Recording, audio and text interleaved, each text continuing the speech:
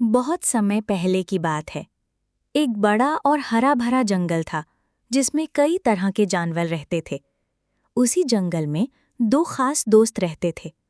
एक था विशाल और शक्तिशाली हाथी जिसका नाम था गजराज, और दूसरा था लंबी गर्दन वाला शांत और समझदार जिराफ जिसका नाम था लंबू।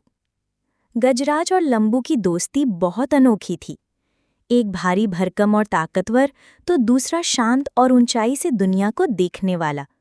दोनों एक दूसरे की खूबियों का सम्मान करते थे और हमेशा एक दूसरे की मदद करते। लेकिन जंगल में हर कोई ऐसा नहीं सोचता था। बाकी जानवर अक्सर उनका मजाक उड़ाते।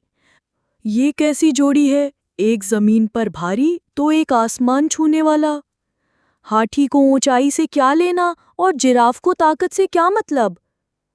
शुरुआत में गजराज और लंबू इन बातों पर ध्यान नहीं देते थे, लेकिन धीरे धीरे मजाक और ताने इतने बढ़ गए कि गजराज को अपने ऊपर संदेह होने लगा।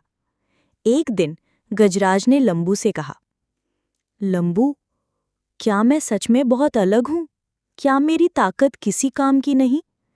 लंबू मुस्कुराया और बोला, गजराज, सूरज को कोई कितना भी धुंध से छिपाए, वो अपनी रोशनी खोता नहीं। तुम्हारी ताकत तुम्हारी पहचान है, तुम खुद पर भरोसा रखो।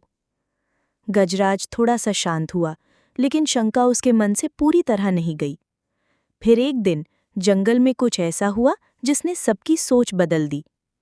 तेज तूफान और भारी बारिश के कारण नदी का जलस्तर बढ़ गया। जंगल के दूसरे किनारे पर छोटे जानवर फंस गए, खरगोश, हिरण और बंदर। सब घबराए हुए थे। किसी में इतनी हिम्मत नहीं थी कि वो उस तेज बहाव को पार करके उनकी मदद कर सके।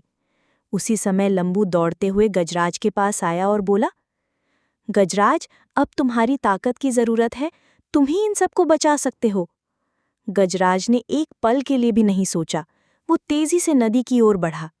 उसकी लंबी सूंड और मजबूत शरीर के सहारे वो पानी में घुसा और एक एक करके सभी जानवरों को अपने ऊपर बिठाकर सुरक्षित बाहर निकालता गया।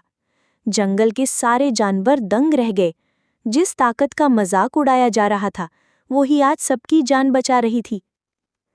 बाद में जब सब जानवर सुरक्षित हो गए तो सबने मिलकर ताली बजाई और गजराज की तारीफ की। तब लंबू बोला, हर किसी की अपनी खासियत होती है। कोई ऊंचाई से देख सकता है, कोई गहराई में उतर सकता है, कोई ताकतवर होता है, कोई दूरदर्शी। असली शक्ति तब होती है जब हम एक दूसरे की काबिलियत को समझें और उसका सम्मान करें।